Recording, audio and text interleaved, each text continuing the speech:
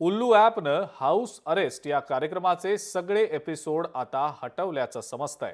Show मधल्या अश्लीलतेमुळे एजाज खान याच्या अडचणीमध्ये आता वाढ झालेली आहे। एजाज खानसह विभू अग्रवालच्या अडचणीतही वाढ झालेली आहे, कारण महिला आयोगानं या दोघांनाही समन्स पाठवलंय। 9 मे पर्यंत आयोगासमोर हजर राहण्याचे आदेश या समन्सद्वारे देण्यात आलेले आहेत। राष्ट्रीय महिला आयोगानं उल्लू ॲपचा सीईओ विभू अग्रवाल आणि होस्ट एजाज खान या दोघांना समन्स पाठवलेला आहे। 29 एप्रिलला शोची एक क्लिप व्हायरल झाली। यात एजाज खान महिला स्पर्धकांना विचित्र प्रश्न विचारताना आणि कॅमेऱ्यासमोर अश्लील पोज द्यायला सांगताना दिसत होता।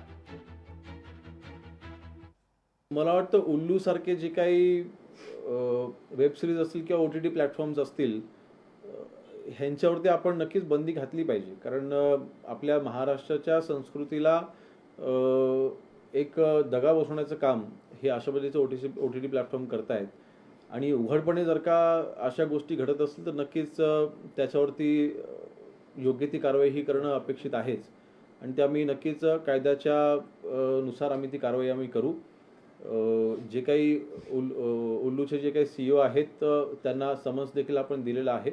आणि आजच्या आजच त्या उल्लूच्या ह्या प्लॅटफॉर्मवरून जे काही त्या वेब सिरीजवरती आक्षेप आहे ती वेब सिरीज थांबवण्यासाठीचा आपण आदेश आपण दिलेले आहे। उल्लू ॲपच्या माध्यमातून हाऊस अरेस्ट हा OTT वरचा एक शो चालतो आणि याच्यामध्ये महिलांना पुरुषांना आमंत्रित करून अतिशय अश्लील अश्लील प्रश्न विचारले जातात आणि विचारले प्रश्न त्यांना त्या पद्धतीने काही ठिकाणी कृती करायला सांगतात।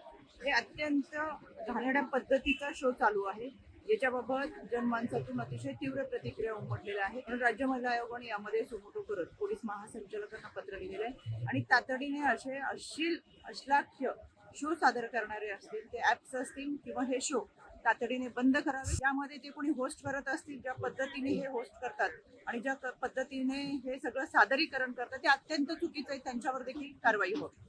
अखेर उल्लू ॲपवरून हाऊस अरेस्ट हा कार्यक्रम हटवण्यात आलाय आणि या उल्लू ॲपला समन्स सुद्धा बजावण्यात आलेला आहे। याबद्दल मी राज्याचे सन्माननीय मुख्यमंत्री आपल्या सगळ्यांचे लाडके देवाभाऊ यांचे मनापासून आभार मानते।